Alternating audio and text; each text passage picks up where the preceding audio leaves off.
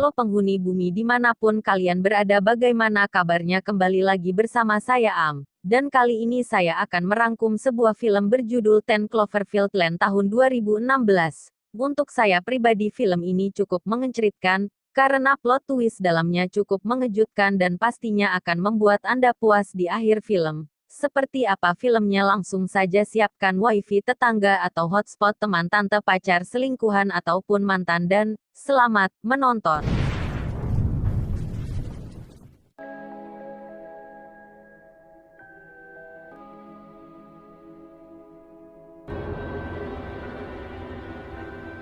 Film ini akan diawali dengan memperlihatkan seorang wanita bernama Michelle yang terlihat sedang berkemas dan pergi dari rumah tersebut.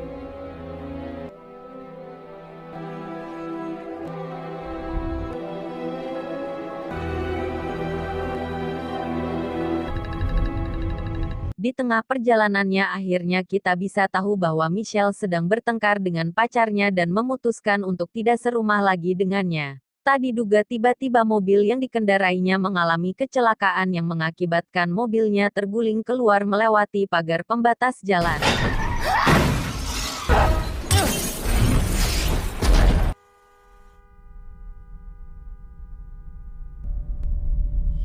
Saat sadar, Michelle sudah berada di sebuah rumah beton dengan keadaan tubuhnya diinfus dan kakinya ternyata mengalami cedera. Dan anehnya kakinya pun dirantai. Sampai sini sebagai penonton yang sering nonton film thriller macam Saw, Pet Split dan lain-lain, mari kita simpulkan bahwa Michelle sepertinya diculik dan nampaknya mobil yang dikendarainya sengaja dicelakakan. Tak lama masuklah seorang pria tambun bernama Howard. Michelle yang melihatnya langsung memohon ampun untuk tidak menyakitinya. Ternyata pria tersebut hanya ingin memberikannya sebuah tongkat untuk membantunya berjalan. Saat pria tersebut keluar, Michelle pun langsung berpikir untuk keluar dari tempat itu dengan cara memancingnya masuk kembali dan langsung melumpuhkan si Howard. Namun rencananya gagal tatkala sutradara film ini tidak membuat skenario yang mudah ditebak seperti itu. Saat Howard masuk, dia langsung menyuntikkan cairan pembius dan perangsang libido agar Michelle pingsan dalam keadaan sange.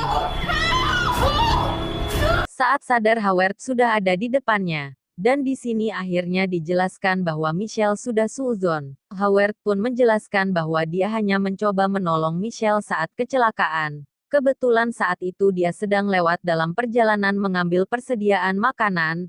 Dan kenapa Howard seperti mengurungnya di tempat ini adalah karena di luar terjadi sebuah musibah atau pandemik di mana terjadi sebuah perang antara manusia dan alien yang menyebabkan nuklir diluncurkan dan membuat udara di luar tercemar. Dan lokasi mereka sekarang berada di dalam bunker tepat di bawah perkebunan milik Howard. Michelle yang mendengarnya sempat dibuat percaya tidak percaya. Mana mungkin itu bisa terjadi. Tapi saya pribadi dan ada yang menonton pun pasti dibuat gambling antara apakah ini hanya akal-akalan Howard atau memang ada alien di luar sana. Tapi sampai sini mari kita anggap bahwa semua yang dikatakan Howard adalah benar. Howard pun keluar dan Michelle sendiri memutuskan untuk bobok. Saat bangun dia langsung terkejut saat melihat pintunya sudah dalam keadaan terbuka. Saat keluar dia melihat rak berisi persediaan makanan. Tiba-tiba saja dia dikagetkan saat melihat seorang pria berada di sana. Pria ini bernama Emmett. Emmett sendiri sudah beberapa hari tinggal di sini. Dia merupakan seorang tukang yang merancang dan membangun bunker ini. Saat itu sepulang dia kerja, dia melihat sebuah kilatan cahaya di langit, dan seperti yang sering dikatakan Howard tentang alien perang nuklir, teori konspirasi dan lain-lain, Emmett memutuskan untuk pergi ke tempat ini. Dan saat dia mencoba masuk tangannya terluka. Hanya itu saja.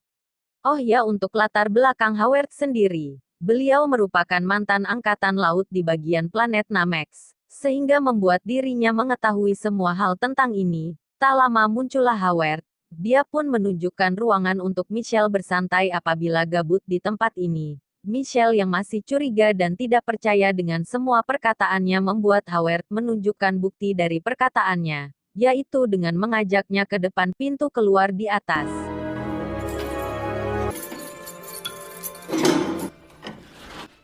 dia menunjukkan dua bagong peliharaannya mati mengenaskan di luar sana. Howard mengatakan bahwa itulah yang terjadi ketika kita terpapar oleh udara di luar. See?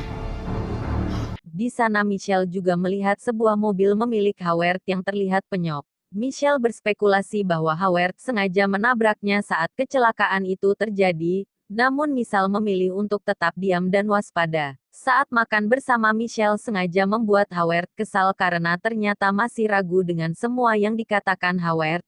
Howard pun marah dan pada situasi tersebut Michelle memanfaatkannya untuk mengambil kunci yang tergantung di celana Howard.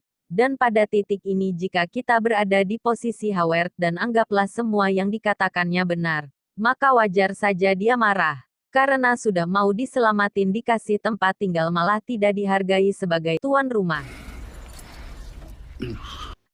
Sungguh anjing bukan? Setelah kuncinya sudah didapatkan tiba-tiba terdengar suara di luar. Michelle langsung menghantam kepala Howard dengan botol marjan yang ada di meja, kemudian dengan cepat lari menuju pintu keluar. Tapi tiba-tiba, di luar terlihat seorang wanita dengan wajah yang mengerikan sambil teriak-teriak. Howard pun mengatakan agar Michelle tidak membuka pintu dan melihat dampak yang terjadi pada wanita jika dia terpapar oleh udara di luar. Dan pada akhirnya Michelle pun percaya sepenuhnya dengan Howard dan menerima kenyataan bahwa dia harus tinggal di bunker tersebut sebelum situasinya aman. Howard pun menyuruh Michelle mengganti pakaiannya dengan baju bekas anaknya dan memperlihatkan foto anaknya. Anyway, Hari-hari pun mereka bertiga lewati dengan mengisi hari-harinya dengan selfie dan bermain TikTok bersama. Suatu hari terjadi sedikit gangguan pada penyaring udara. Howard meminta Michelle untuk masuk ke dalam saluran udara dan menyalakan ulang generatornya. Saat sudah berada di ruang generator, Michelle pun menyalakan ulang generatornya. Dan hal mengejutkan pun terjadi saat Michelle melihat tulisan "Help" pada kaca di sana. Dan ada darah yang tertempel di situ. Akhirnya Michelle pun menyadari bahwa beberapa yang dikatakan Howard tentang udara yang tercemar mungkin benar. Tapi saat dia mengatakan anaknya telah meninggal, sepertinya itu adalah sebuah kebohongan karena Michelle berpikir gadis yang ada di foto tersebut kemungkinan adalah korban penculikan yang dilakukan oleh Howard.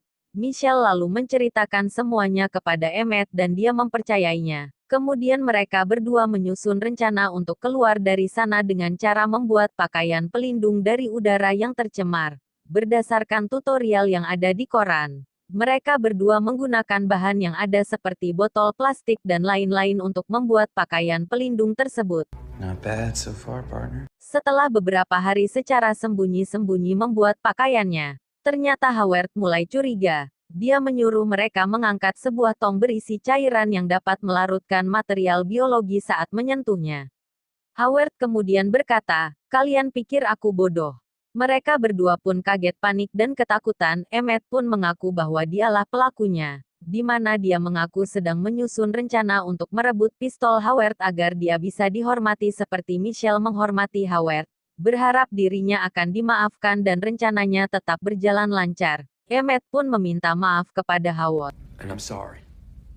Lantas Howard pun memaafkannya. Tapi dia langsung ditembak mati saat itu juga. I accept your apology.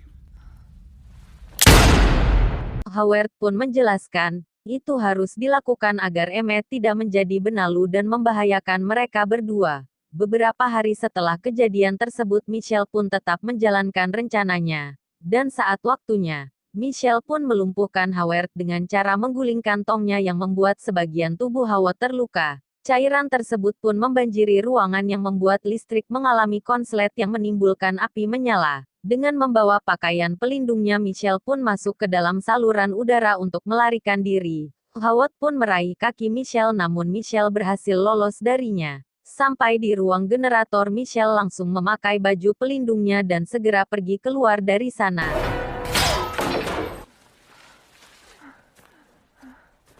Saat akan masuk ke mobil, Michelle dibuat panik saat baju pelindungnya robek. Dengan cepat Michelle menutupinya dengan lakban. Dan saat melihat segerombolan burung terbang di atas sana, Michelle akhirnya menyadari bahwa udaranya ternyata aman dan kemudian dia melepaskan pakaiannya. Faktanya udara memang aman dan bersih tanpa virus corona sedikit pun. Tapi ternyata Howard benar tentang satu hal.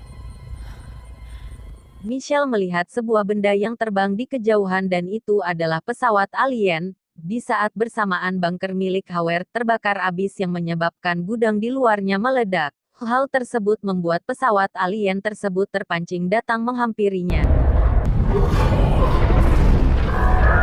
Michelle langsung masuk ke dalam mobil tetapi kuncinya tidak ada di sana. Dia pun langsung masuk ke dalam gudang dan menemukan mayat pria yang memiliki mobil tersebut.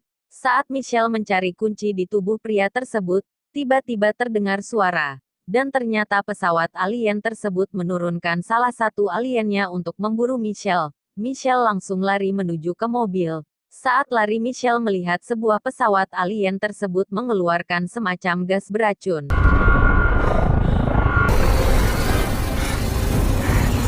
Dan ternyata Howard tidak sepenuhnya salah saat dia mengatakan jika udara sudah tercemar. Saat sudah berada di dalam mobil terlihat alien tersebut memiliki bentuk wajah seperti bol ayam, yang memiliki gigi-gigi tajam di sekitarnya.